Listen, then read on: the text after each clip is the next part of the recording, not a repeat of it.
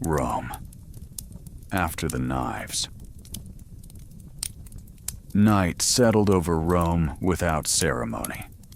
The streets were quieter than they should have been for a city that had just changed its fate. Lamps burned low in doorways. Footsteps echoed and then disappeared. Somewhere, a door closed and stayed closed longer than usual, as if the city itself were holding its breath. The deed was already done. Julius Caesar was dead. And yet, Rome did not erupt.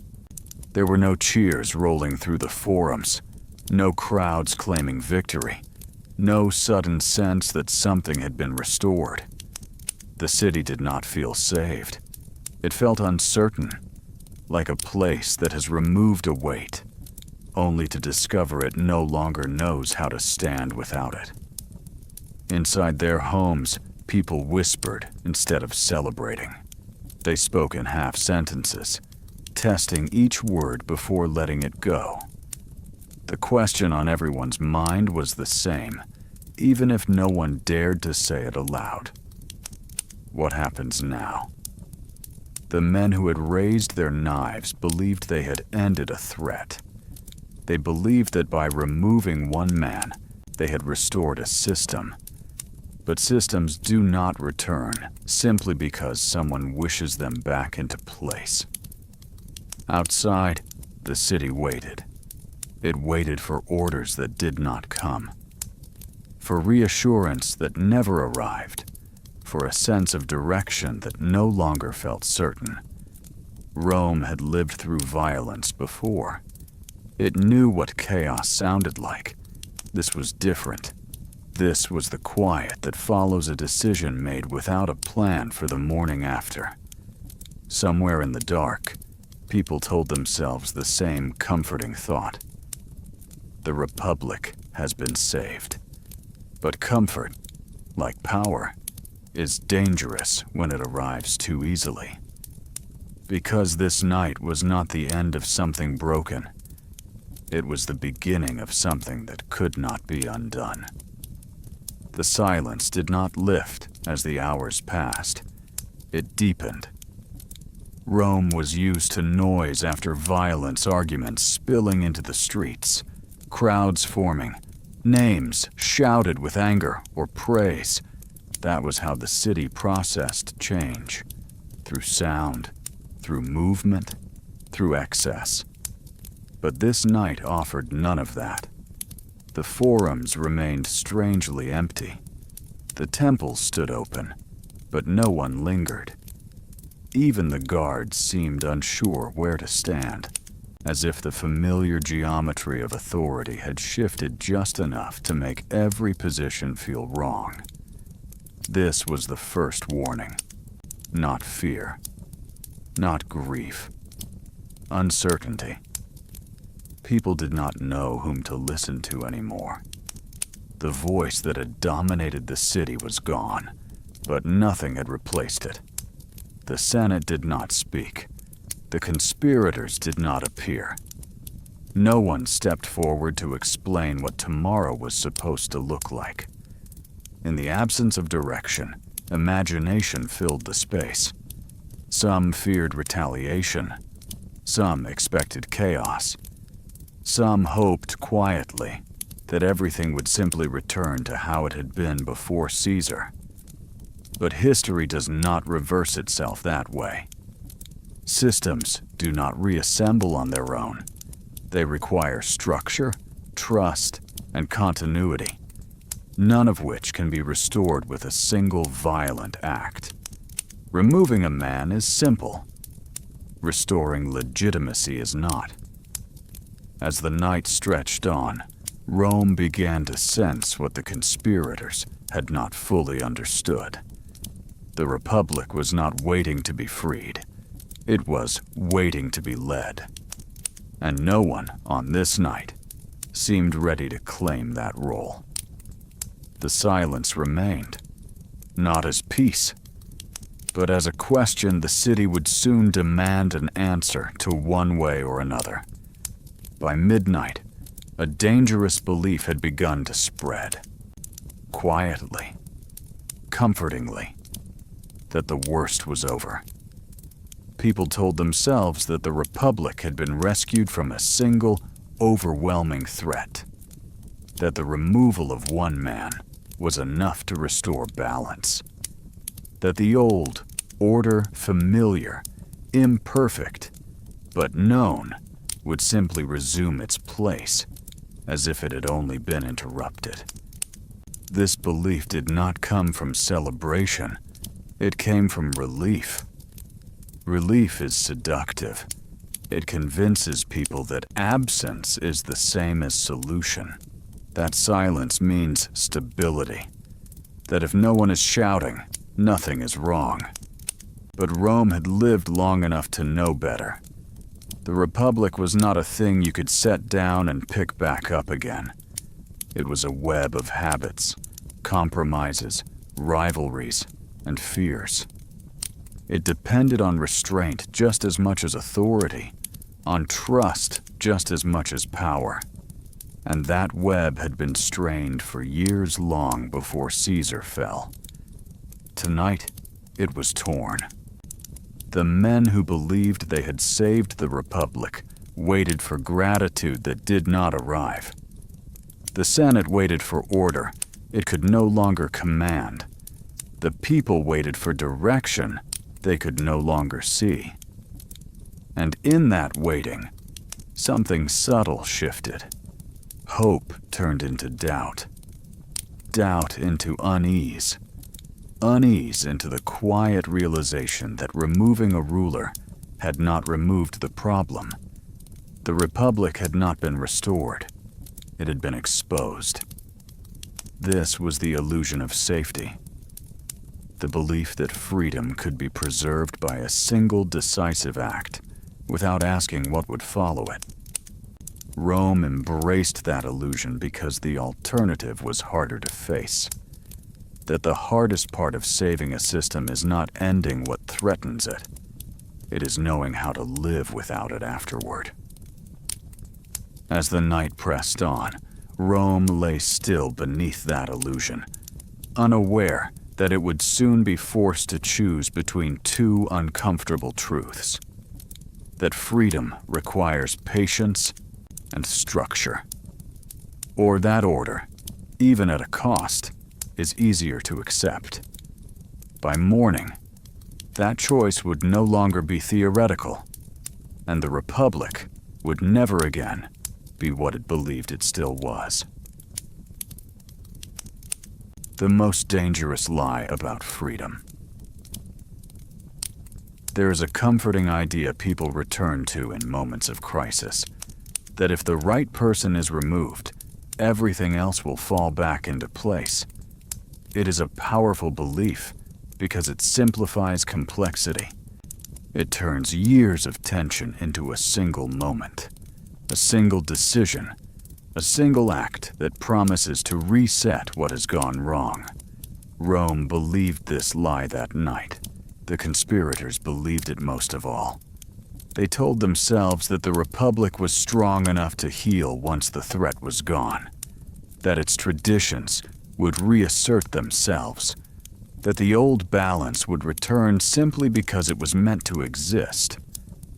But systems do not survive on intention. They survive on habits, trust, and shared restraint. And all three had been eroding long before Caesar was killed. Removing him did not restore those foundations. It only revealed how much depended on them and how little remained. This is why this night matters far beyond Rome.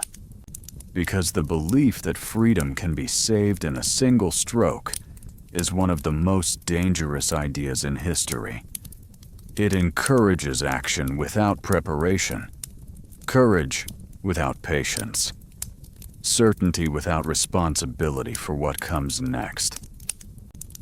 Rome would soon learn what happens when that belief collides with reality.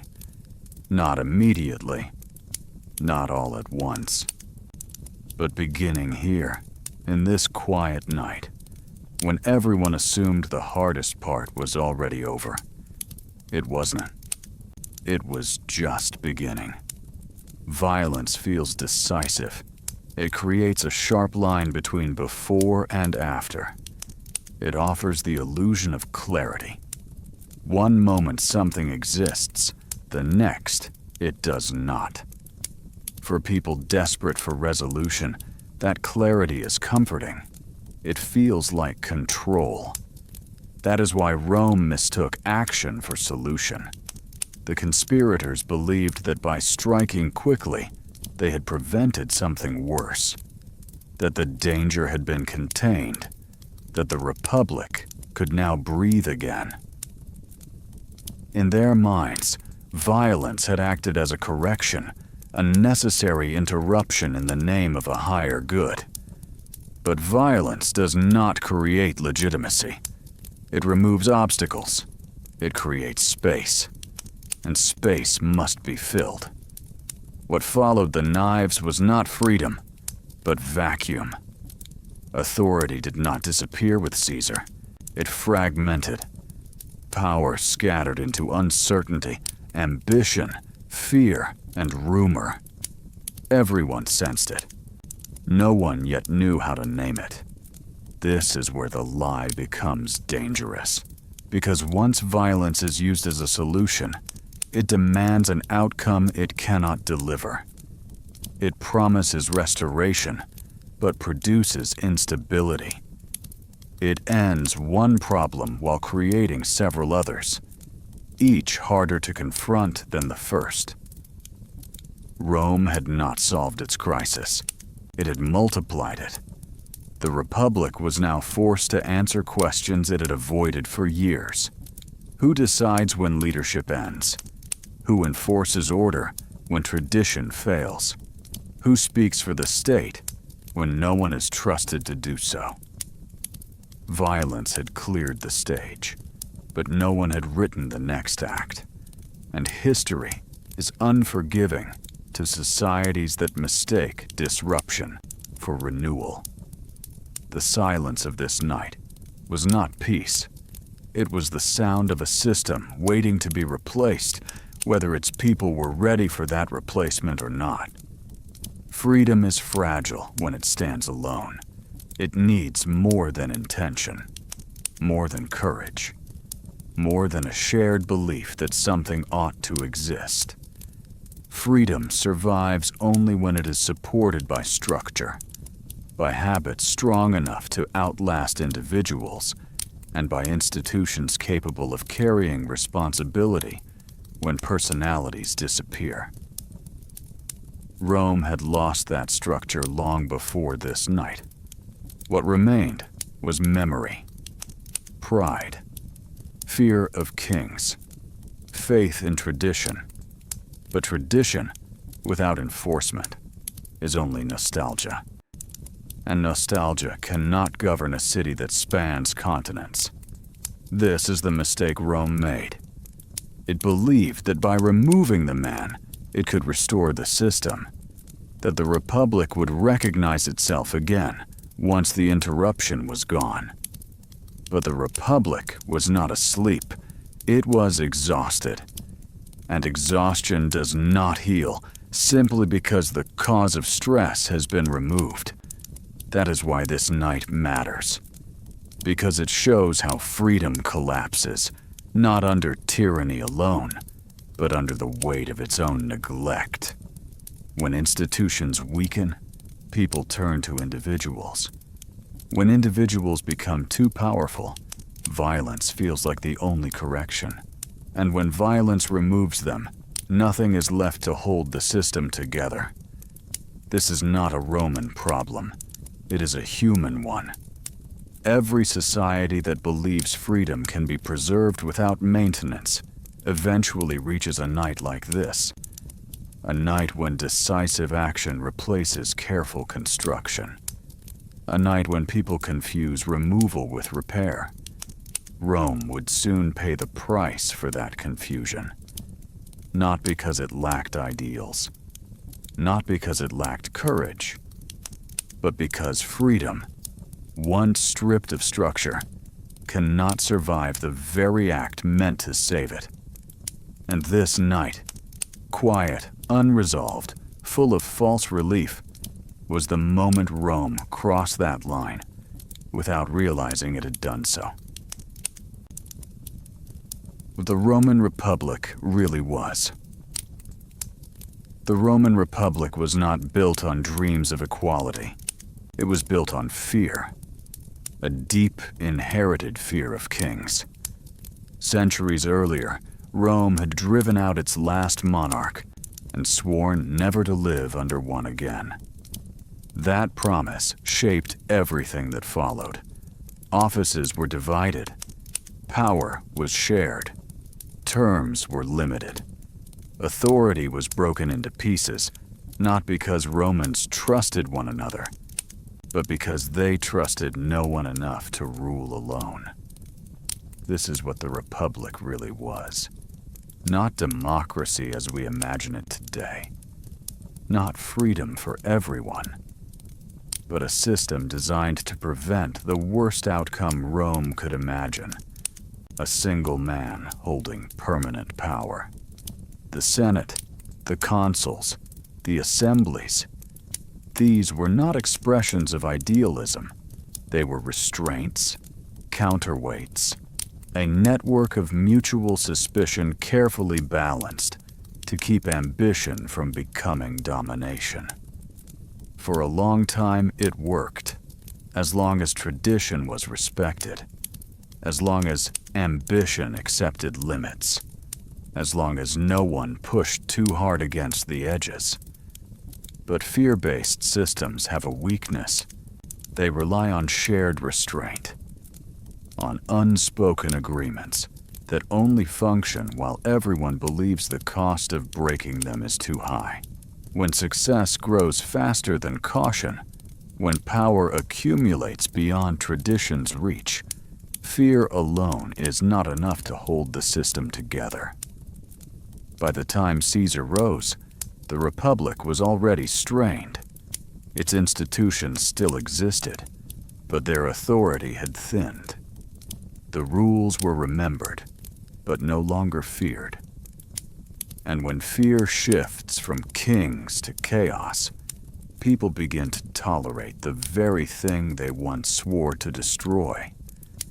That was the paradox at the heart of Rome. The Republic was born from fear of tyranny, and it would die because that fear was no longer enough to protect it. For centuries, the Republic survived without a single written constitution. That fact mattered more than it seemed.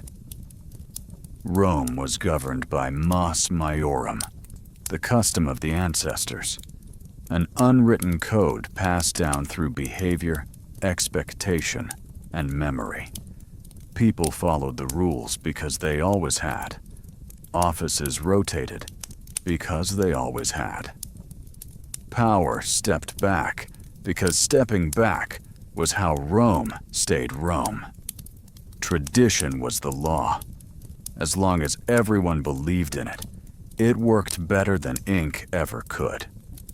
No clause needed enforcing if shame was enough. No punishment was required if breaking the norm meant losing honor, allies, and standing. But tradition has a flaw. It depends on restraint.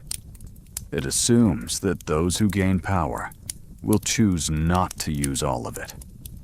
It relies on people valuing the system more than their own success, and that balance is fragile, especially in a republic built on conquest, wealth, and ambition. As Rome expanded, victory changed the math. Generals returned with loyal armies. Wealth concentrated. Fame began to outweigh shame. The old rules were still spoken, but they no longer carried the same weight. When tradition conflicted with opportunity, opportunity began to win. No law stopped this, because tradition cannot argue with results. Each small violation was tolerated because it seemed temporary. Each exception was justified because it brought success, and over time, the Republic learned to excuse what it once would have feared. By the night Caesar was killed, tradition still existed, but it no longer governed. It lingered like a memory people respected, but no longer obeyed. And when tradition becomes the only law in a system that has outgrown it, the system does not collapse immediately. It drifts, until one night reveals just how little is left to hold it together. The Republic functioned on a quiet assumption that everyone who mattered still believed in it. As long as that belief held, compromise felt natural. Limits felt honorable. Losing an argument did not feel like losing the future. Power could rotate because no one expected it to disappear forever. But belief is not permanent. It weakens when success accelerates, when careers shorten, when stakes rise, when losing once feels like being erased entirely. In that environment, restraint begins to look naive. Tradition starts to feel optional, and the system that once rewarded patience begins to reward decisiveness instead. Rome had reached that point. Politics became personal, offices became shields, alliances hardened. Every decision felt existential, because the Republic no longer offered reassurance that today's loss would be followed by tomorrow's return. Without that reassurance, compromise stopped feeling safe. This is when systems enter their most dangerous phase. Not collapse, not tyranny, but mutual distrust. Everyone insists they are protecting the Republic. Everyone believes the other side is pushing too far. And because there is no neutral authority strong enough to intervene, each action justifies the next escalation. By the time Caesar rose to unmatched power, the Republic was already functioning on borrowed trust. Its rules were still spoken, but no longer believed to be sufficient. Its limits were remembered, but no longer respected. The system still existed, but it existed only because no one had yet admitted it was failing. This night, the night after Caesar's death, would force that admission. Not through debate or reform, but through silence. Through the realization that removing one man had not restored agreement, trust, or balance. The Republic had worked only while everyone agreed to believe in it, and that agreement was already gone. What remained was a question Rome had avoided for too long. If belief is gone, what holds a system together? The answer would shape everything that followed. Why Caesar was feared. Julius Caesar did not frighten Rome because he broke the rules. He frightened Rome because he outgrew them. By the time his name filled the city, the Republic no longer knew where to place him. He had followed the forms, held offices, won elections, led armies, but the scale of his success made those forms feel inadequate. Victories arrived faster than limits could contain them. Loyalty attached itself to a person rather than to a process. This was the real danger. Not tyranny declared, but power accumulated. The Republic had been designed to absorb ambition by dividing it, rotating it, exhausting it through shared responsibility. Caesar's rise revealed a flaw no one wanted to admit. When one figure becomes indispensable, the system bends around him or breaks. He did not need a crown to feel threatening. He did not need to abolish institutions to weaken them. His presence alone exposed how much the Republic relied on tradition rather than enforcement, on expectation rather than law. People feared what he represented more than what he intended, because if one man could become this powerful while following the forms, then the forms themselves were no longer protection. And if the forms could not protect the Republic, something else would have to. That fear spread quietly through the Senate, not as panic, but as calculation. Each concession to Caesar felt temporary. Each exception felt justified. But together, they created a reality the Republic had never prepared for. By the time the knives were drawn, many believed they were acting not against a man, but against a future that no longer fit the system they had inherited. What they did not understand, what this night would reveal, is that removing the man would not shrink the future he represented. Because systems do not fail when one person becomes powerful. They fail when they no longer know how to respond to power at all. What unsettled Rome most was not Caesar's authority. It was his popularity. He spoke plainly. He rewarded loyalty directly. He remembered names, faces, favors. To the people of Rome, soldiers, veterans, citizens worn down by instability. He felt legible in a way the Senate no longer did.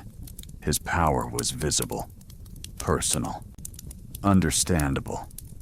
That made him dangerous, because the Republic had never trusted popularity. It had trusted distance, ritual, complexity. A system so layered that no single figure could claim it as his own. Caesar collapsed that distance simply by existing within it too successfully. The elite sensed what this meant long before they said it aloud. If the people began to see leadership as something embodied rather than procedural, the Republic's abstractions would lose their authority. Offices would matter less than individuals. Tradition would matter less than results. And once that shift occurred, no speech about liberty would pull it back. This fear was not abstract. It lived in glances exchanged during debates, in laws delayed, in honors granted reluctantly. The Senate could argue with Caesar, but it could not replace him in the public imagination. That imbalance felt intolerable, and so the fear hardened into conviction. That Caesar was not merely a man with power, but a symbol of what the Republic was becoming. That allowing him to live meant accepting a future where legitimacy came from success, not restraint.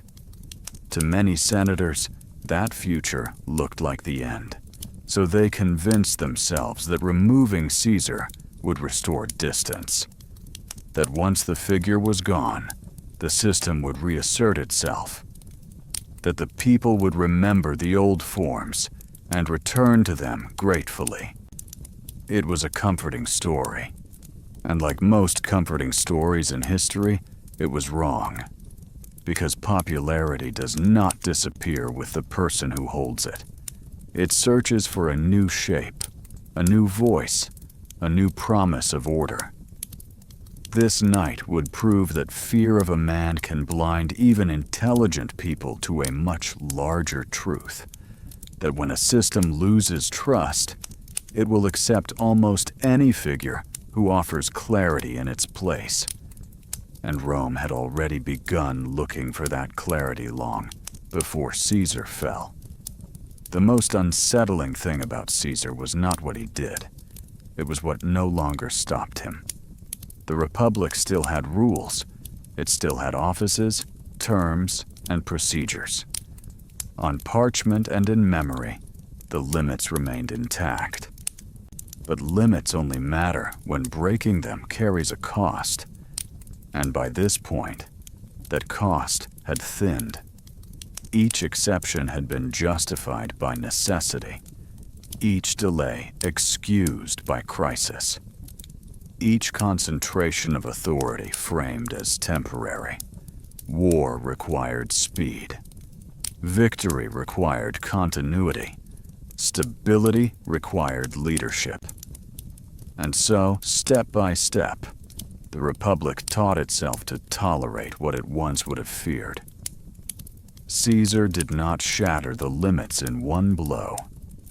He moved through them as they softened, discovering, as others had, that success had begun to outrun restraint. This is the quiet failure of systems. They do not collapse when rules are broken loudly. They erode when rules are bent repeatedly and survive.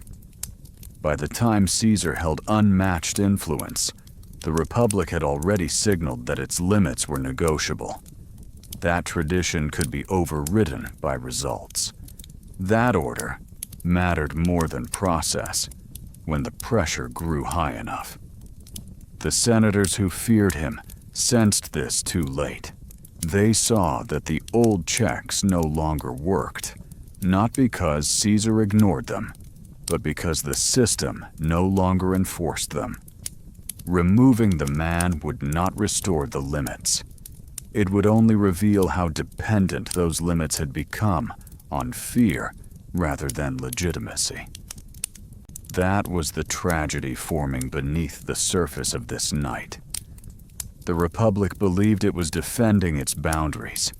In truth, it had already lost them.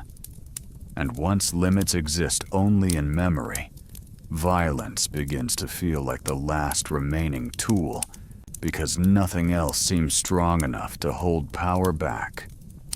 This is the moment Rome crossed before the knives ever fell. The moment when restraint stopped being automatic and started needing force to survive. And force, once invited into politics, never leaves quietly. The men who thought they were heroes, they did not see themselves as traitors.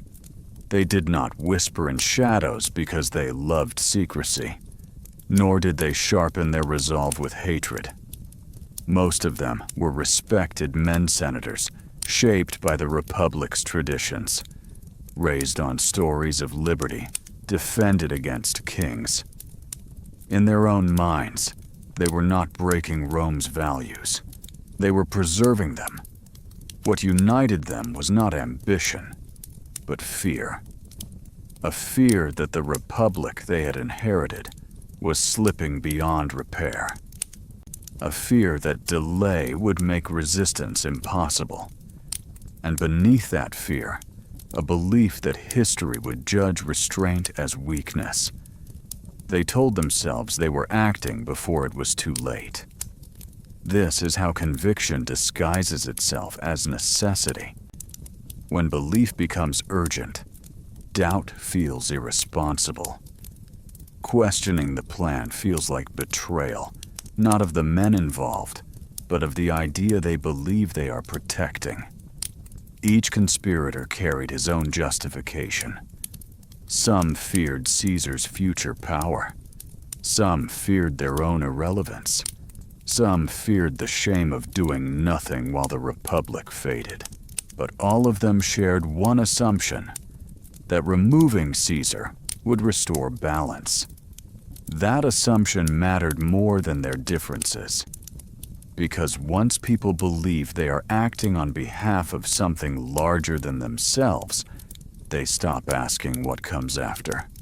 They stop planning for consequences they assume will resolve themselves. They act not to shape the future, but to correct the present. This is what made them dangerous. Not their knives, but their certainty. They believed the Republic was waiting to be freed. They believed Rome would thank them. They believed history was on their side. And it was that belief, more than any single blow, that sealed the Republic's fate long before the night was over. Doubt is slow. It asks questions that take time to answer, and time felt like the one thing they no longer had. Every delay seemed to strengthen the future they feared.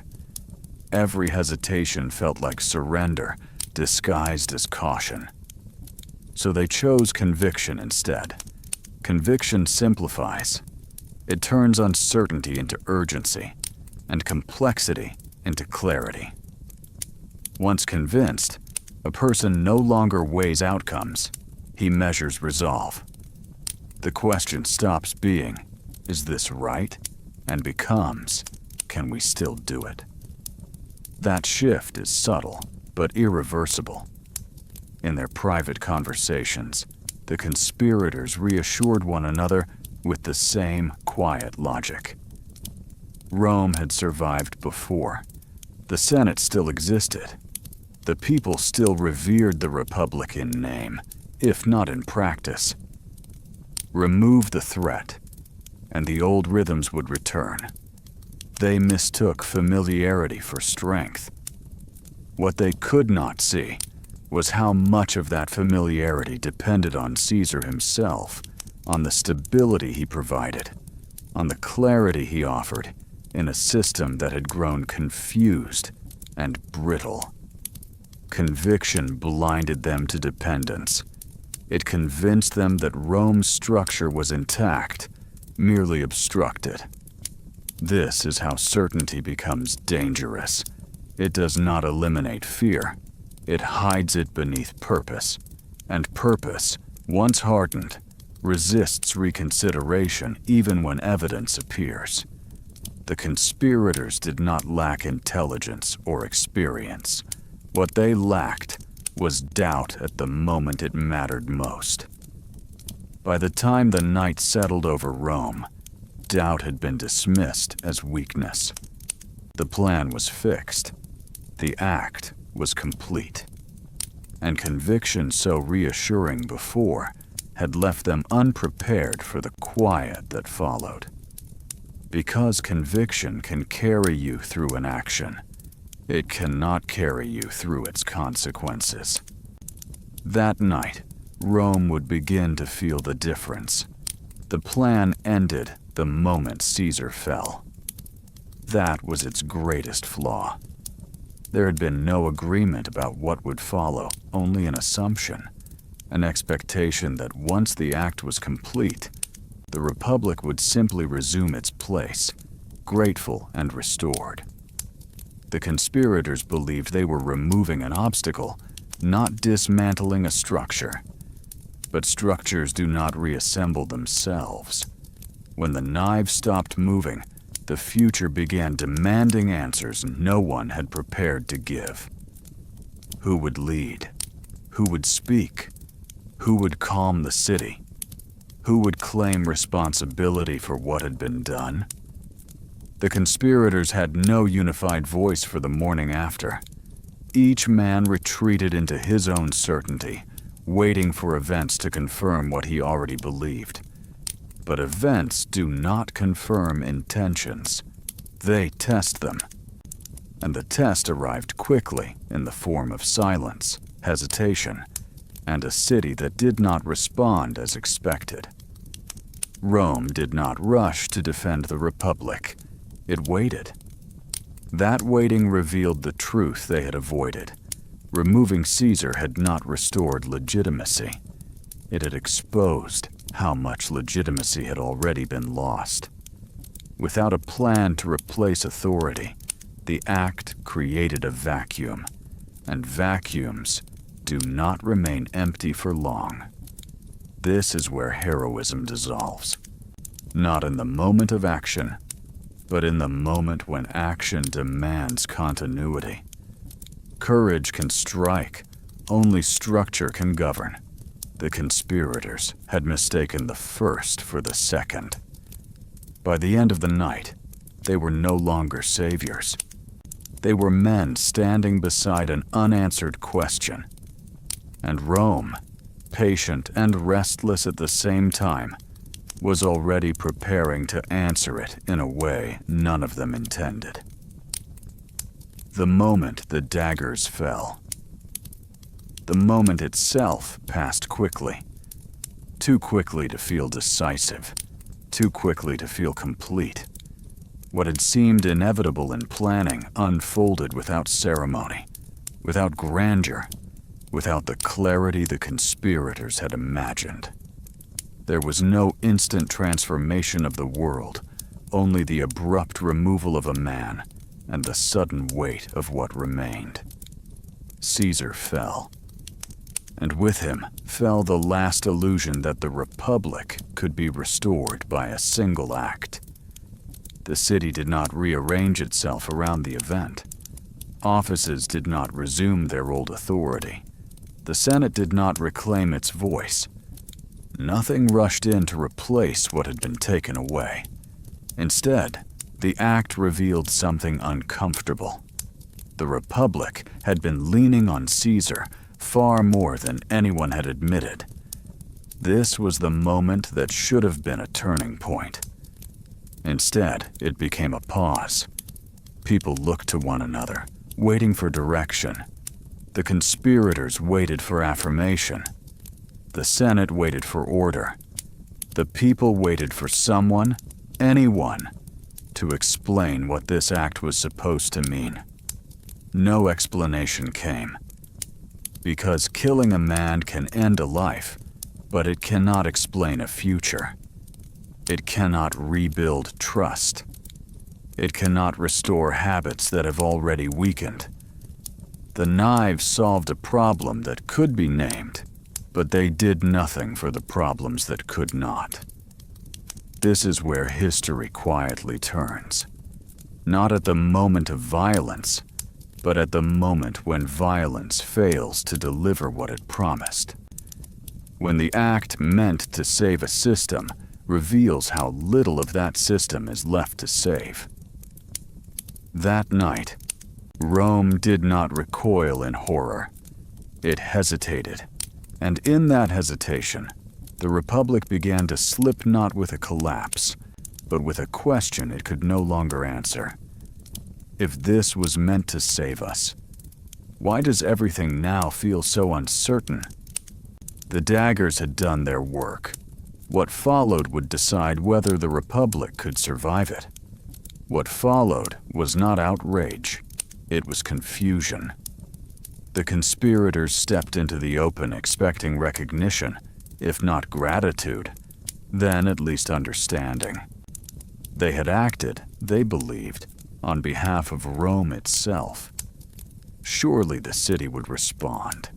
Surely the Senate would gather, speak, take control of the moment. None of that happened. The people did not flood the streets. The Senate did not rise as one. Authority did not snap back into place. Instead, Rome watched. This was the most unsettling response of all. Not resistance, not approval, just waiting. A city accustomed to signals now found itself without any. The old cues no longer worked. Titles sounded hollow. Commands lacked weight. Everyone sensed that something had ended, but no one could say what had begun. The conspirators discovered too late that action without authority creates exposure. They had removed the figure who absorbed uncertainty, and in doing so, they had exposed themselves to it.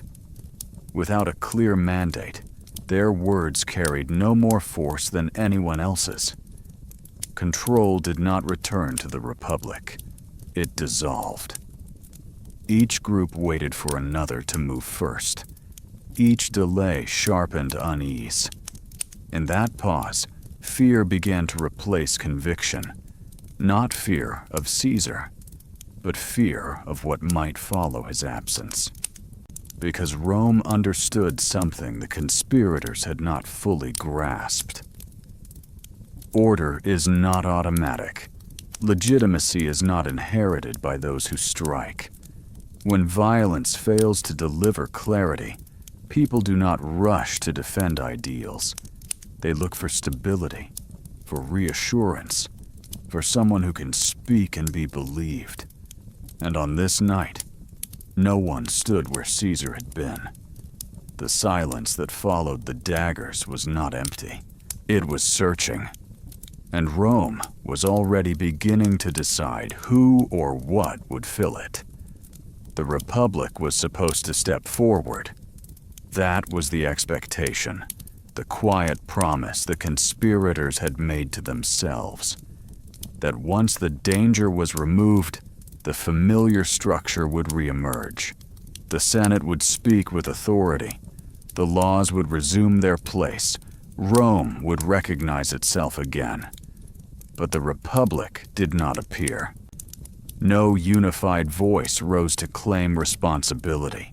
No institution demonstrated the strength to absorb the shock.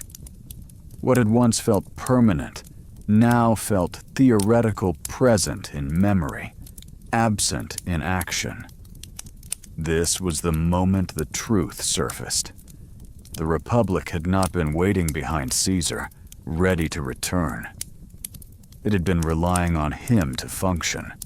His authority, uncomfortable, controversial, deeply feared, had been compensating for weaknesses no one had wanted to confront. When he fell, those weaknesses stood exposed. The conspirators waited for the system to catch them, to justify what they had done. But systems only protect those who maintain them. The Republic had been neglected, hollowed out by years of exception, delay, and dependence on individuals rather than rules. Now it could not answer the call. This was the turning point history rarely names. Not the strike itself, but the moment when nothing rises to replace what was removed. When ideals fail to materialize as institutions. When belief discovers it has no structure to stand on. Rome did not descend into chaos that night. Something more subtle happened. The city learned that the Republic existed more as a memory than a force, and memories cannot govern.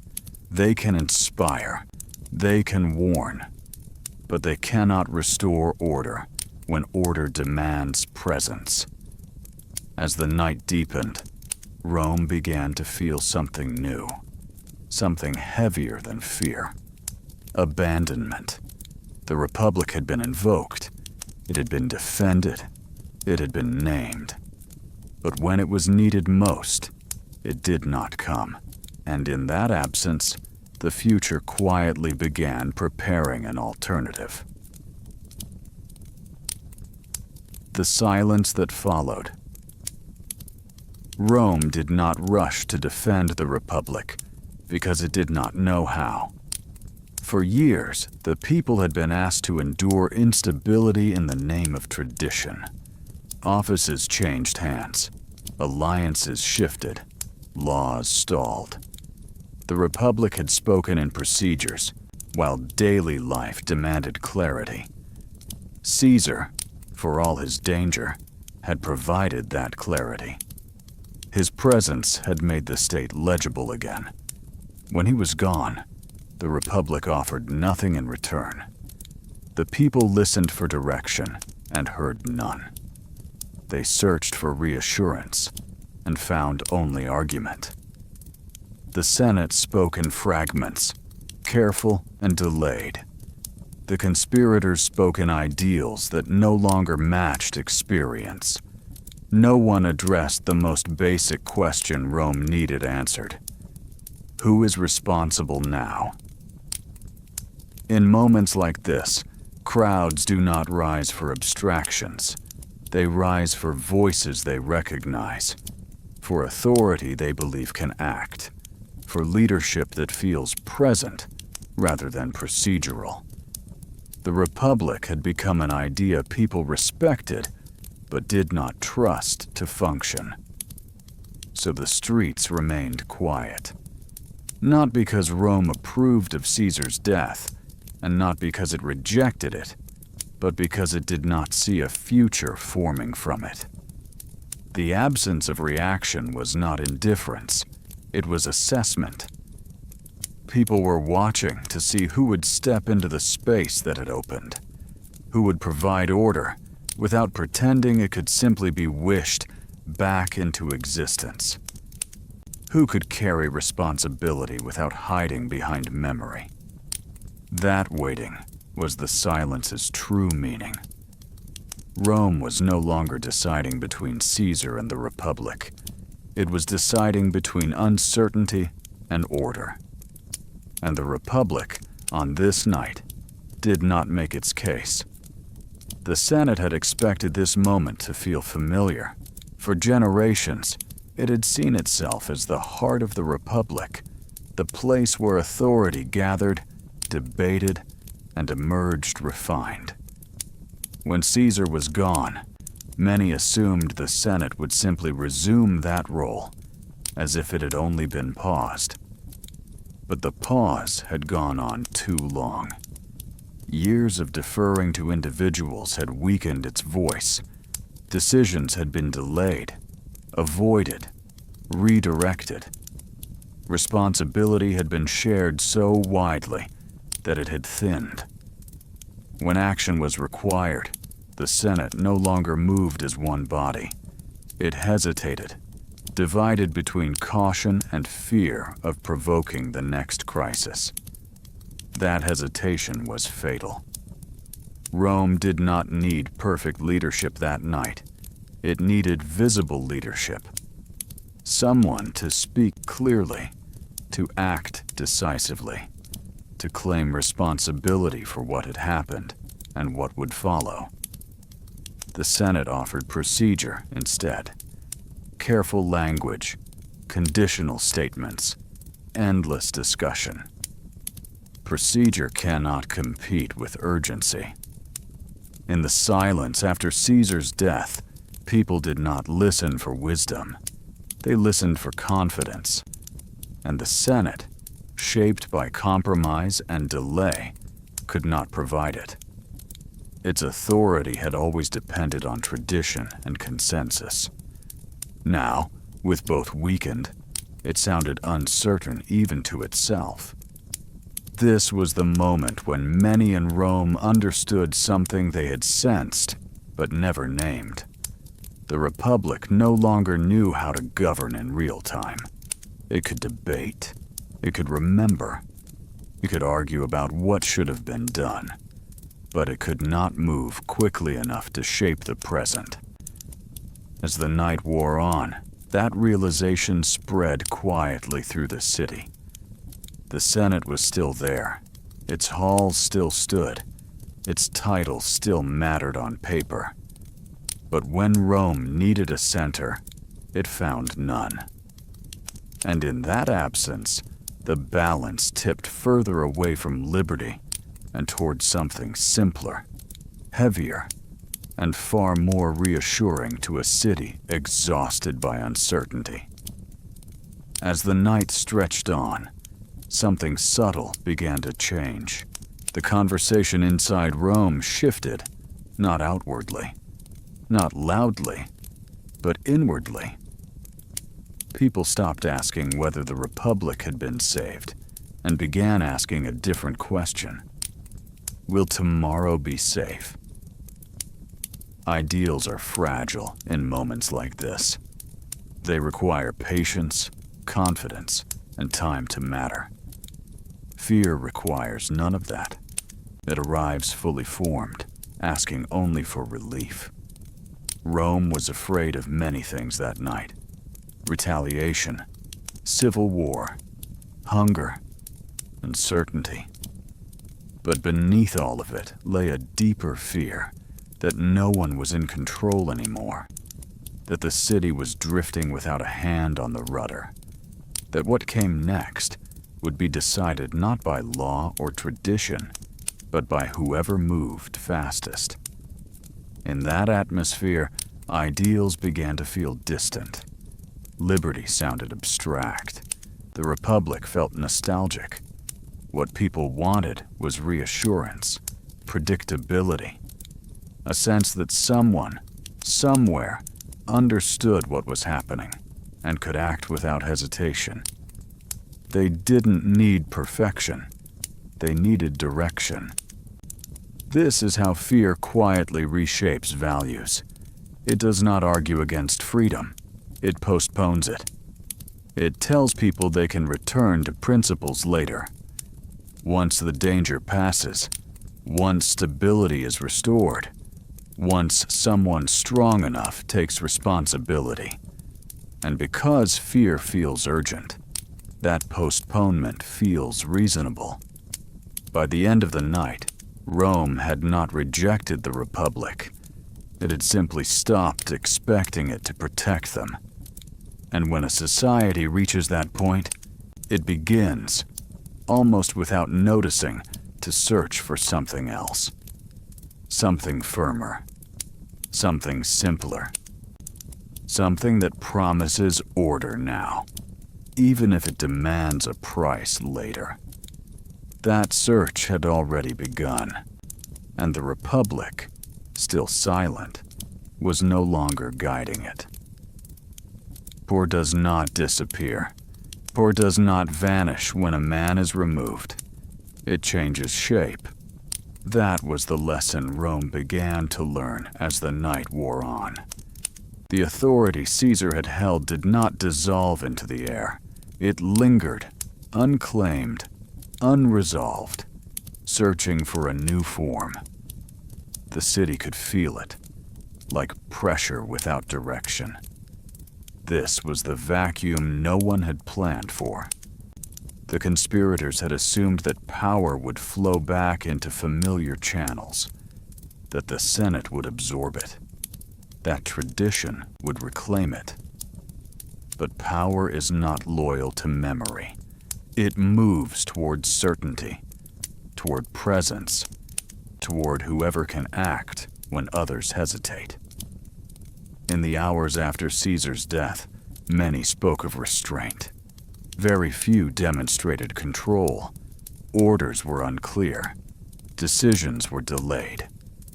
Responsibility shifted from one voice to another without settling anywhere.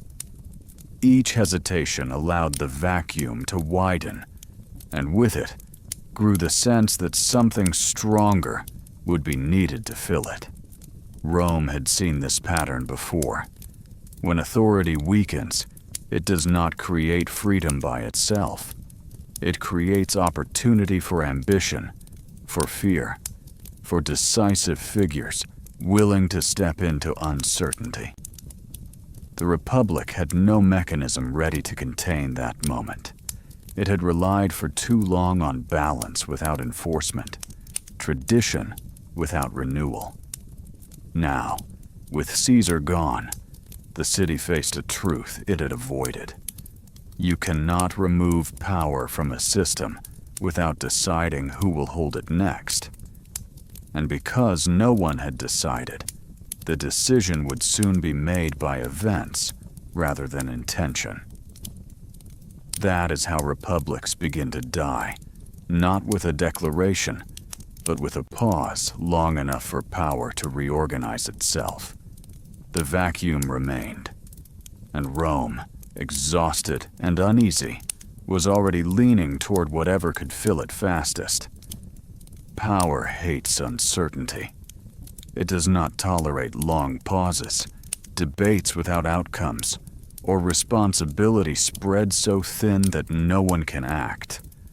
When authority fragments, something instinctive takes over. People look for whoever can restore direction, even temporarily. Rome was no different. In the hours after Caesar's death, the city began to gravitate toward figures who seemed decisive, not because they were trusted, but because they were visible. Confidence, even unearned, felt safer than hesitation. Clarity, even flawed, felt preferable to silence. This is how power reorganizes itself, not through legitimacy, but through presence. Those who moved quickly gained attention. Those who spoke clearly gained followers. Those who promised order even vaguely felt reassuring in a city that had lost its bearings. The Republic's slow machinery could not compete with urgency. Its careful balance could not compete with fear. And fear is an efficient organizer. It gathers people around strength, not principle. Around action, not process. Around individuals, not institutions. The more uncertain Rome became, the less patience it had for systems that required time to function. This is the paradox the conspirators had not faced. By removing a powerful figure without reinforcing the system meant to replace him, they made another powerful figure inevitable. Power does not ask whether this outcome is desirable. It asks only whether it is available. That night, Rome was no longer choosing between tyranny and freedom. It was choosing between drift and direction. And when forced to choose, societies rarely hesitate for long. The space left behind by Caesar was already being claimed, not because Rome wanted another ruler, but because it could not endure the absence of one. That is how power survives, not by disappearing, but by finding a new host willing to carry it forward. By the deepest hours of the night, Rome's thinking had shifted again, not toward ideals, not toward justice, toward relief. People began to imagine order not as control, but as kindness. A steady hand no longer felt threatening. It felt merciful. After years of uncertainty, debate, and sudden reversals, the promise of predictability carried its own moral weight. This is how power regains legitimacy, not by arguing that it is right, but by convincing people it is necessary. The Republic had asked Rome to be patient, to trust processes that moved slowly, to accept uncertainty as the cost of freedom. But patience is a luxury exhausted societies cannot afford for long. When fear becomes constant, restraint feels cruel. Order, by contrast, feels compassionate.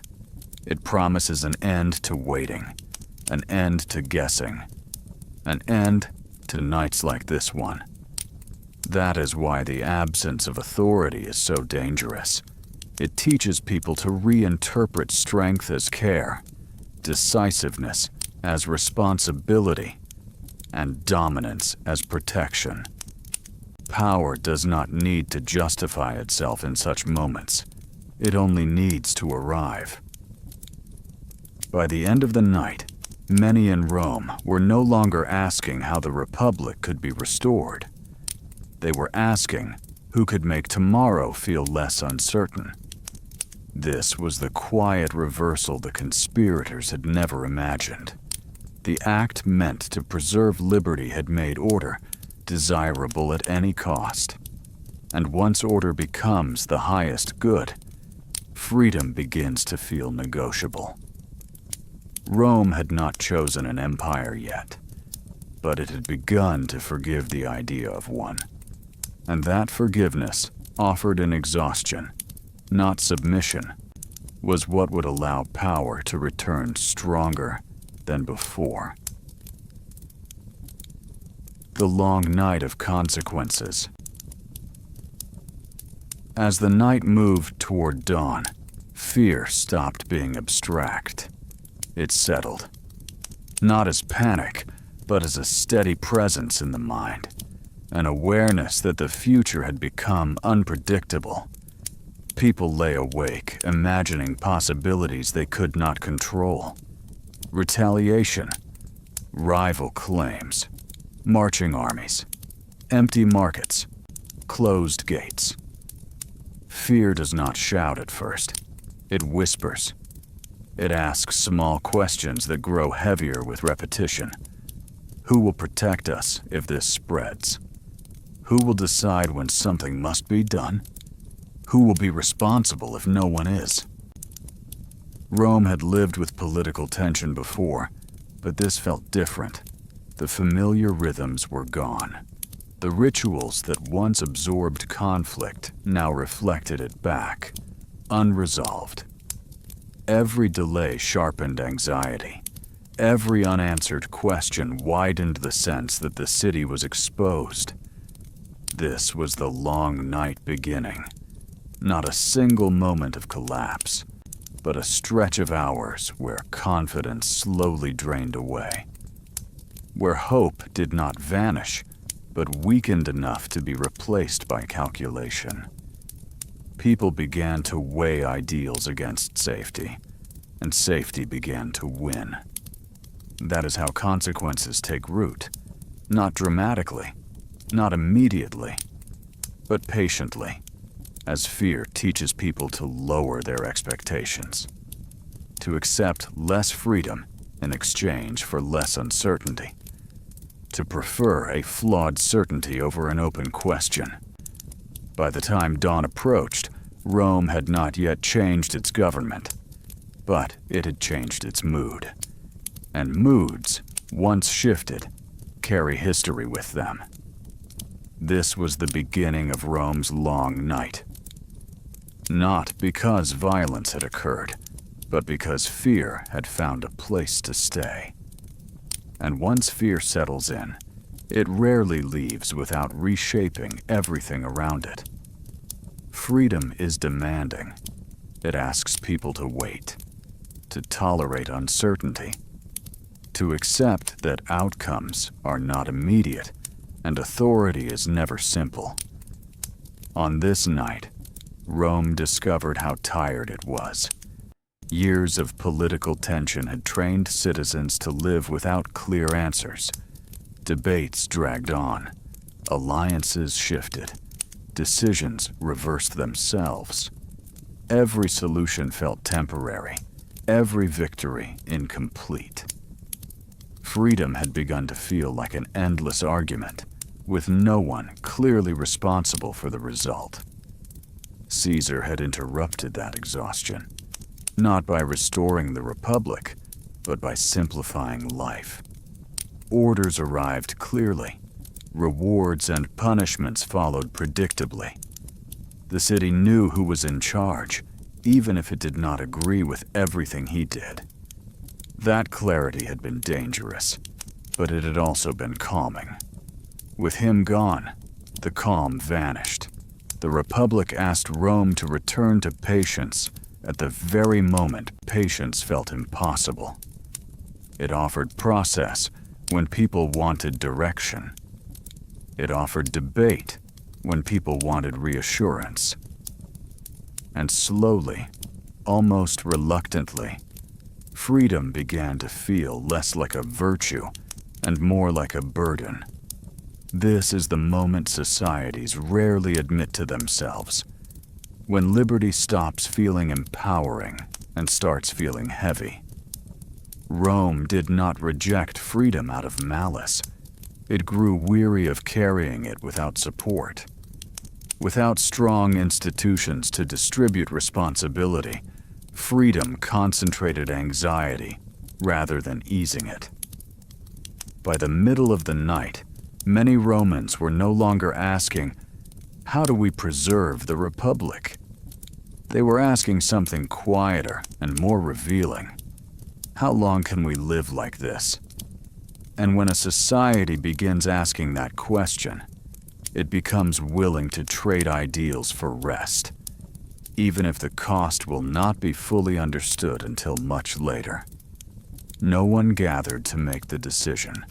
There was no vote, no decree, no public admission that anything had changed. And yet, a trade was being made. Quietly, internally, people began to exchange one expectation for another.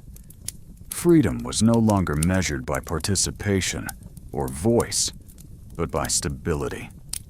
by predictability, by the simple hope that tomorrow would resemble today closely enough to feel safe. This trade did not feel like betrayal. It felt practical. Rome was not abandoning the Republic in anger. It was loosening its grip on it out of fatigue. The ideals were still admired. The language of liberty still mattered. But admiration is not the same as reliance. And reliance had shifted. When people are exhausted, they do not ask for perfection. They ask for relief. That is why the most important decisions in history are often not announced. They are felt. They settle into the mind as adjustments. Small changes in what people are willing to accept, tolerate, or overlook. By the time they are recognized, they have already taken hold. This night was one of those moments. Rome did not declare that order mattered more than liberty. It simply began to behave as if it did. And behavior, repeated enough times, becomes belief. By the time the city slept, fitfully, uneasily, it had not chosen an empire, but it had prepared itself to accept one. The Republic was still spoken of with respect, still remembered with pride, but something essential had shifted beneath those words. Freedom had not been rejected. It had been postponed. And history is unforgiving to societies that treat liberty as something that can be set aside and reclaimed later. Because later, almost always, arrives too late. Rome chose order over liberty. By the time dawn approached, Rome had not been forced into submission. It had leaned. This distinction matters. No army marched through the streets that night. No decree announced the end of the Republic. No one demanded obedience at sword point. Instead, Rome began to orient itself toward whatever felt steady, whatever promised continuity, whatever reduced the number of unanswered questions. Order began to feel like a choice, not a surrender, but a preference. People told themselves they were being reasonable, that this was temporary, that once stability returned, liberty could be revisited, repaired, restored. For now, Rome needed calm more than debate, clarity more than participation, and that logic felt humane. Order, in this moment, did not present itself as domination. It presented itself as relief from chaos, as a way to quiet the anxiety that had settled into every conversation, every silence, every delayed decision. This is how liberty loses its urgency, not because it is disproven, but because it is postponed in favor of something that feels immediately necessary. Rome still spoke the language of the Republic. It still honored its memory, but the emotional center of gravity had shifted. Stability had become the priority. And once stability becomes the highest good, freedom no longer defines the future. It negotiates with it. That night, Rome did not abandon its ideals. It rearranged them. Liberty was still valued, but order was now trusted to arrive first. And when a society makes that adjustment quietly, without debate, it rarely notices the moment when the temporary becomes permanent. This was the beginning of that transformation. Not dramatic, not violent, but deeply, irrevocably human. Liberty did not disappear overnight. It faded. As morning light began to soften the edges of the city, conversations changed tone. People still spoke of the Republic with respect, but not with urgency. It was no longer something that needed immediate protection, only something that could be honored once things settled down. That shift was decisive. Urgency is what sustains ideals. Without it, principles become optional values to be admired rather than defended. Rome had reached the point where freedom felt important, but not pressing. Stability, on the other hand, felt immediate, necessary, non-negotiable. This is how priorities reorder themselves. When people feel safe, they argue about rights. When people feel exposed, they ask who is in charge. The Republic had asked Rome to live with uncertainty in exchange for liberty. But uncertainty had accumulated for too long. By this night, it felt less like a noble cost and more like a permanent condition. Liberty began to sound like another promise deferred. Order offered something simpler. It did not ask Rome to believe in the future. It asked Rome to survive the present. And survival always outranks ideals when the two are placed in competition. By the time the city fully woke, the emotional decision had already been made. Rome would still speak of freedom, still commemorate its past, still teach its values to future generations.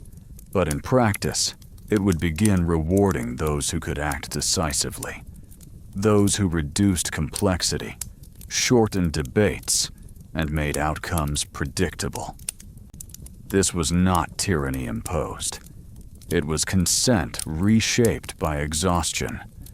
And once liberty loses its urgency, it does not vanish loudly. It recedes, quietly, until one day people realize it has been gone far longer than they remember. Rome would learn that lesson slowly, but it began here on the morning after the knives, when freedom stopped feeling urgent enough to demand immediate care. Stability began to sound virtuous, not as an abstract ideal, but as a moral relief. People spoke of it the way one speaks of rest after illness, as something deserved, something necessary, something kind. In a city worn down by uncertainty, stability felt less like control and more like care. This is where the shift became complete. Order was no longer merely practical, it was justified. Those who argued for patience were seen as irresponsible. Those who insisted on process sounded detached from reality. The language of liberty began to feel indulgent, even cruel, when set against the immediate need for calm. Rome did not reject freedom. It redefined goodness. Good leadership was no longer measured by restraint, but by results. Good authority was no longer the kind that stepped back, but the kind that stepped in. Responsibility came to mean decisiveness, not accountability. And people rewarded those who embodied that meaning. This is how systems change without announcing themselves. No one voted to end the Republic. No one declared liberty obsolete. Instead, Rome began to praise what made life feel manageable, and anything that made life feel uncertain, no matter how principled, lost favor. By the time the city fully stirred, the moral landscape had shifted. Stability was no longer just preferable, it was right. And once something becomes right, questioning it feels dangerous. That is how liberty slipped further from the center, not through defeat, but through moral replacement. Rome had not chosen an empire yet, but it had chosen the values that would make one acceptable. And values, once settled, shape outcomes far more reliably than intentions ever could. The Republic died, believing it had won. By the time the city fully woke, the worst fear had not arrived. There was no immediate civil war, no instant collapse, no visible descent into chaos, and that absence felt like confirmation. Many told themselves that the Republic had survived after all, that the danger had been exaggerated, that Rome had passed through a crisis and emerged intact. Life resumed its familiar rhythms, just enough to suggest continuity. This was the final illusion. Because the Republic did not die with noise or spectacle, it died with reassurance, with the comforting sense that nothing truly essential had been lost, that the system had absorbed the shock and moved on. But what had actually happened was quieter and far more decisive. The Republic no longer commanded trust. It no longer defined urgency. It no longer felt capable of protecting the present. Those losses did not announce themselves as defeat. They disguised themselves as relief, as proof that drastic action had worked, as evidence that Rome had been right to act decisively and worry about consequences later. This is why the Republic died, believing it had won. The knives removed a man. The night removed an expectation. People no longer expected liberty to organize their world. They expected stability to do that instead. And once expectations change, systems follow. Slowly, inevitably, without needing permission. Rome still spoke the language of freedom, still honored its past, still believed it stood for something exceptional. But belief without reliance is memory, and memory, however powerful, cannot govern. The Republic did not fall in a single moment. It faded into reverence, respected, admired, and quietly set aside. And by the time Rome realized what had been lost, it would already be living inside a new reality shaped by that night. A reality built not on victory, but on the fear that victory had briefly concealed. Rome's greatest mistake was not cruelty. It was confidence. Confidence that a system could be preserved by removing a single threat. Confidence that ideals, once spoken loudly enough, would reorganize reality around them. Confidence that the future would respect intentions, even when preparation was absent. Civilizations repeat this mistake because it feels rational in the moment. When pressure builds, people look for the shortest path to relief. They identify a figure, a faction, a symbol that seems to embody the problem. Remove that symbol, they believe, and the deeper issues will resolve themselves. Complexity will simplify. Balance will return. History almost never rewards this belief, because systems are not held together by the absence of enemies, but by the presence of trust. By institutions strong enough to outlast individuals.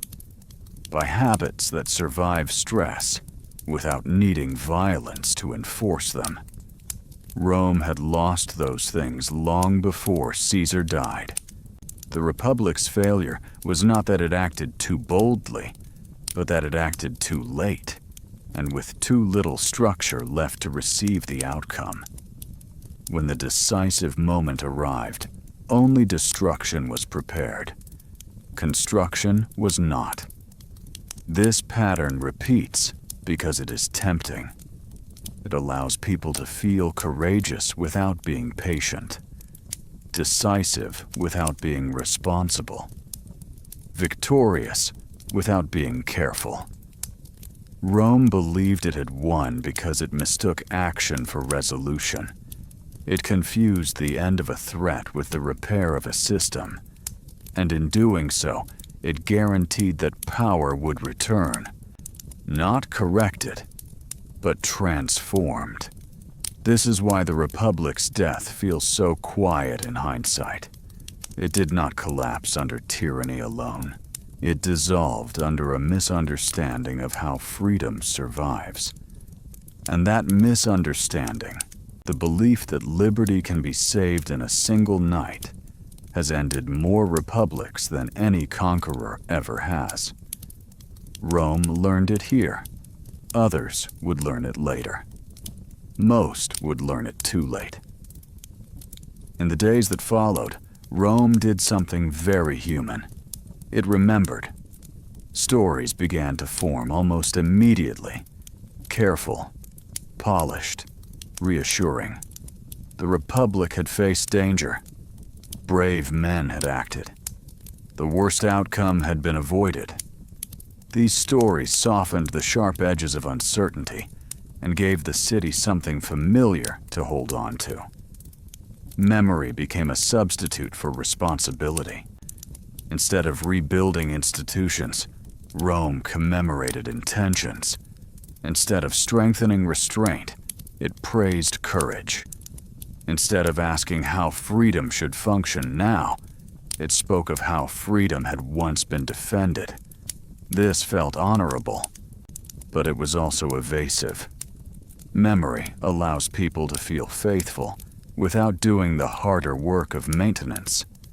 It preserves identity without demanding adaptation.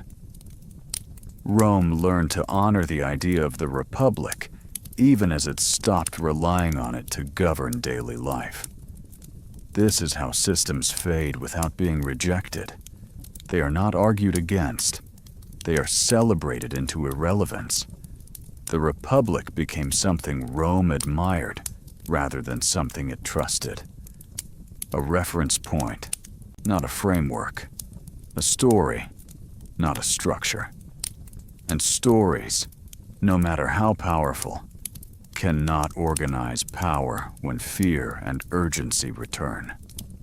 That transformation was subtle enough to feel harmless, but it was decisive. Because once responsibility shifts from living institutions to remembered ideals, the future begins to drift toward whoever is willing to take charge in the present without needing to explain themselves to the past. Rome did not notice this shift as a loss. It experienced it as relief. And relief, when it replaces vigilance, quietly opens the door to everything that comes next. Subai. What this night still teaches us, it is tempting to search for the exact instant when freedom is won. A speech, a vote, a night when something decisive happens. Rome believed it had found that moment. But freedom does not live in moments. It lives in maintenance, in repetition, in the quiet, unglamorous work of keeping limits alive when they are inconvenient, and institutions functional when they are slow. This night exposed a hard truth. You cannot rescue freedom once and expect it to remain rescued. Rome acted as if liberty were a condition that could be restored by removing a threat. In reality, liberty is a process that must be renewed constantly. By restraint, by patience, by systems strong enough to survive disagreement without collapsing into fear. The Republic failed not because it lacked ideals. It failed because it treated freedom as an achievement rather than a responsibility. That mistake feels familiar because it is human. People are drawn to decisive acts. They want clarity, endings, victories that can be named. But freedom resists that kind of storytelling. It asks to be sustained long after the excitement fades. Rome chose a shortcut. It mistook an action for an answer, a night for a solution. And that choice, quiet, reasonable, understandable, changed everything that followed. This is why this night still matters. Not because it belongs to Rome alone, but because it reveals how easily freedom can be misunderstood, how quickly it can be postponed in favor of relief, how silently it can slip from responsibility into memory. Freedom was not defeated here. It was neglected. And neglect, over time, is just as final. Rome learned another lesson that night when it would never fully unlearn. Violence can remove an obstacle. It cannot create trust. The conspirators believed that by acting decisively, they would restore legitimacy to the Republic. But legitimacy does not transfer with force. It grows slowly, through recognition, continuity, and consent. When violence steps in where legitimacy is weak, it does not repair the weakness, it exposes it. This is the trap Rome fell into. The act felt powerful. The outcome felt hollow.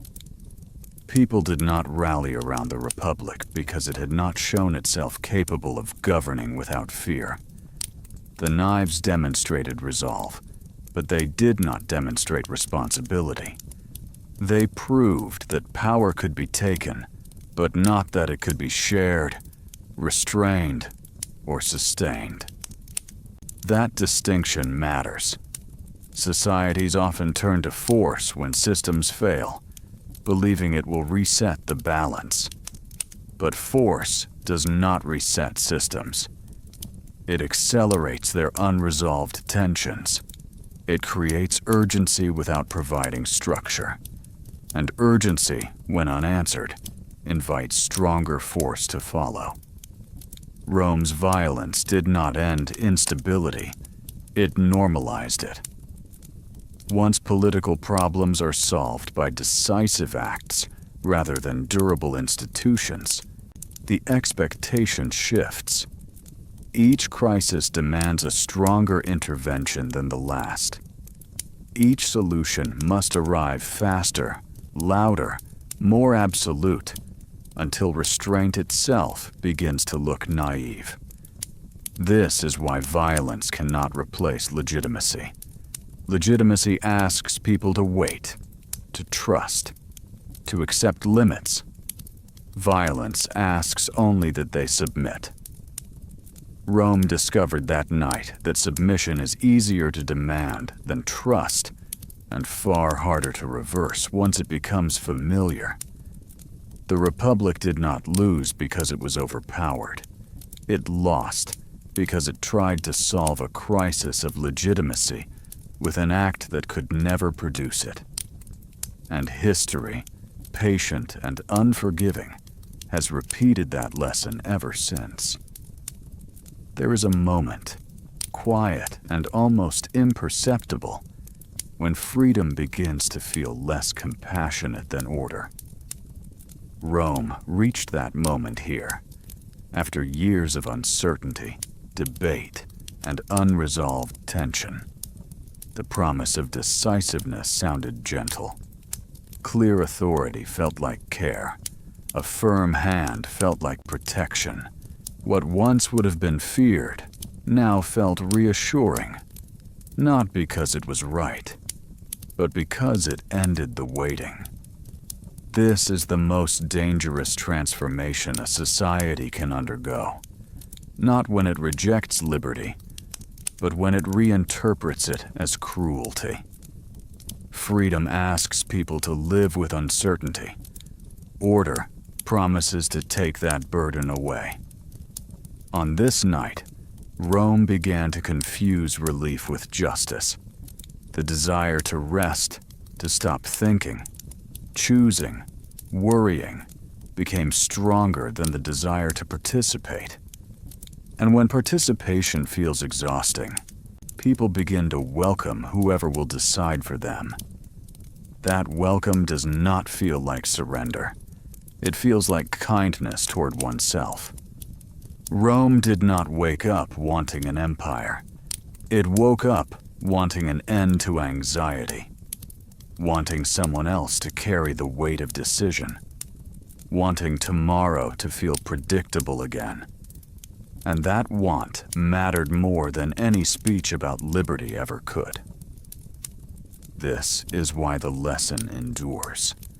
Because freedom does not disappear when people stop believing in it. It disappears when people grow tired of carrying it. Rome did not lose its republic in a battle. It set it down gently, believing it could pick it up later. History shows what happens next. Later rarely comes. Rome fell asleep free. Morning came without announcement. The light crept across stone and tile, as it always had. Markets prepared to open. Messengers moved through familiar routes. The city looked intact, whole, recognizable, unchanged. To anyone waking inside it, Rome still appeared free. This appearance mattered. Freedom often survives longest as an image. As long as daily life continues, as long as routines hold, people assume the system beneath them remains solid. Change feels theoretical when nothing visibly breaks.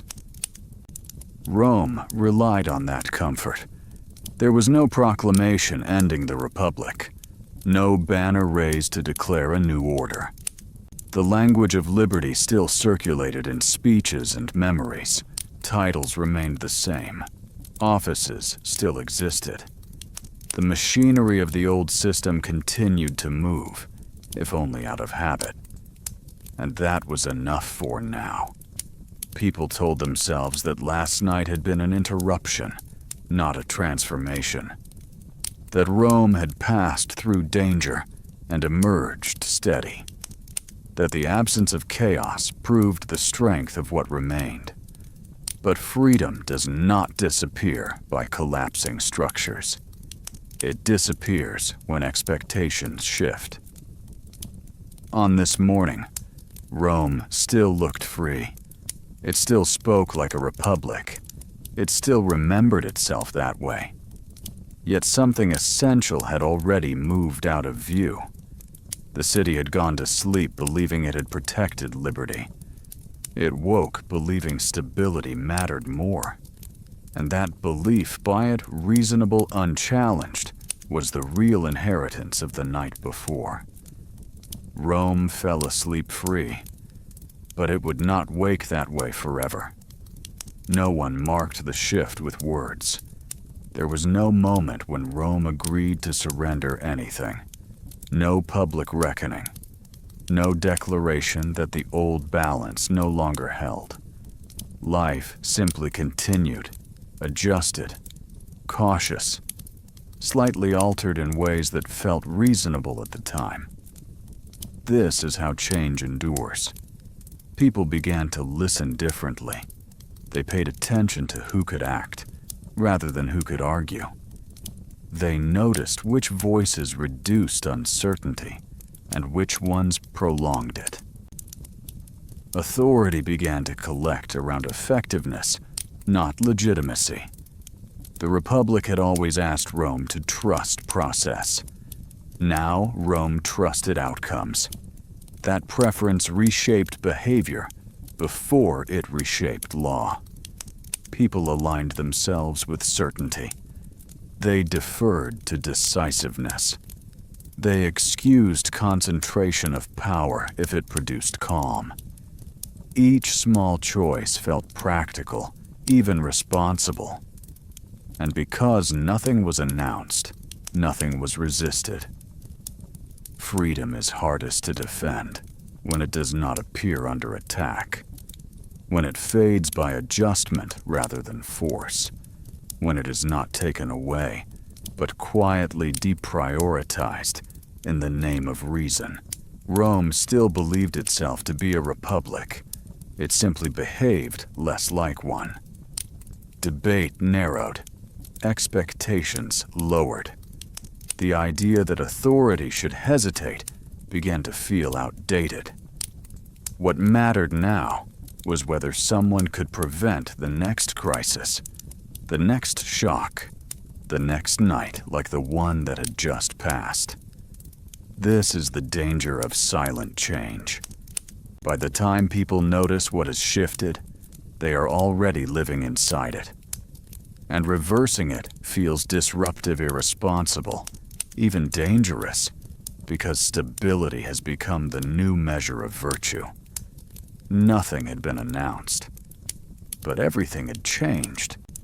And Rome, calm on the surface, was already moving toward a future shaped by that unspoken agreement. The Republic did not vanish. It receded. It slipped gently from something Rome lived inside into something Rome remembered.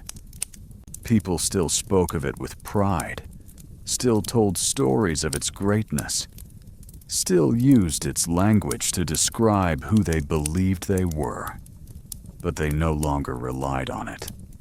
That distinction is subtle and decisive. Freedom survives when people expect it to function, when they demand that it organize power, restrain ambition, and absorb conflict. When they believe it is capable of doing so even under pressure. Rome had stopped expecting that. The Republic became symbolic rather than practical, a source of identity rather than governance, a story that explained the past rather than a structure that could manage the present. And because memory does not argue back, it felt safe to honor it without obeying it. This is how societies lose freedom without feeling robbed. Nothing is taken away. Nothing is forbidden. People simply stop asking freedom to do the work it was meant to do. By the end of that morning, Rome had not renounced its republic. It had placed it behind glass respected, admired, and untouchable. A reminder of what had once been possible, not a demand on what must be maintained now. And once freedom becomes a memory, it no longer resists change. It watches, quietly, as new arrangements take shape around it, arrangements that promise stability, clarity, and relief, even if they ask for something in return. Rome did not notice this as a loss. It noticed it as peace, and peace, when mistaken for permanence, prepares people to accept whatever claims to protect it next. And woke up an empire. By the next morning, Rome could not return to what it had been. Not because a new ruler had been crowned, not because a law had been erased, but because expectation had shifted. People woke with a quiet understanding that the old balance would not protect them anymore. They did not articulate it. They did not debate it. They felt it like a subtle change in weight, a different way of standing after an injury that is not fully healed. The Republic was still named. Its offices still existed. Its rituals still moved forward. But they no longer felt sufficient. What Rome needed now was not debate, but direction. Not restraint, but certainty. The night had taught the city that hesitation carried a cost it could no longer afford. And once a society learns that lesson, it begins to reward those who promise decisiveness, no matter how temporary the promise is meant to be. This is how empires begin. Not with ambition alone, but with permission. Permission granted by exhaustion, by fear, by the quiet belief that someone else should carry the burden of choice. Rome did not wake up crowned by an emperor that morning. It woke prepared to accept one. And that readiness, formed in silence, shaped by relief, justified by stability, was more powerful than any army could have been. The Republic had not been overthrown. It had been outgrown by the needs of a city that no longer believed it could endure another night like the last one. That belief would guide every decision that followed. The empire did not arrive as a plan. It arrived as a solution. Step by step, decision by decision, Rome rewarded what reduced uncertainty. Authority gathered around those who could act quickly, speak clearly, and promise continuity. Each concession felt temporary. Each concentration of power felt justified by necessity. No one believed they were building something permanent. They believed they were buying time. This is how consequences harden into systems. What begins as delegation becomes dependence. What feels like emergency authority becomes normal expectation. And before anyone notices, restraint has been replaced by efficiency as the highest political virtue. Rome did not choose an empire because it rejected freedom. It accepted an empire because freedom no longer felt workable. The Republic's language remained honor, law, tradition, but its function had shifted. Power was no longer something to be shared carefully. It was something to be managed decisively. And management favors hierarchy over hesitation. By the time the shape of empire became visible, it felt familiar, comforting even, because it had grown out of Rome's own choices, quiet choices made on a night when fear asked for relief and order answered. The empire was not imposed. It was permitted. Rome did not mourn its republic that morning. There was no funeral for liberty, no farewell to restraint. Life continued, steadier now, quieter, more predictable, and predictability felt like peace. That is how this story ends, not with collapse, but with calm. Not with chains, but with acceptance. Not with shouting crowds, but with a city finally able to rest.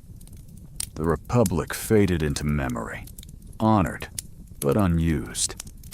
The empire emerged as habit, unnamed, but relied upon. And Rome slept again. Not because everything was resolved, but because someone else had taken responsibility for resolving it. This is why the night Caesar was killed still matters. Not for the violence, not for the drama, but for the lesson whispered beneath it all. Freedom rarely dies screaming. It falls asleep, believing it will wake unchanged. Tonight, let Rome sleep. And as the story settles into quiet, let your thoughts do the same. Carried gently by history, unburdened by endings, resting in the understanding that the most important changes often happen without a sound.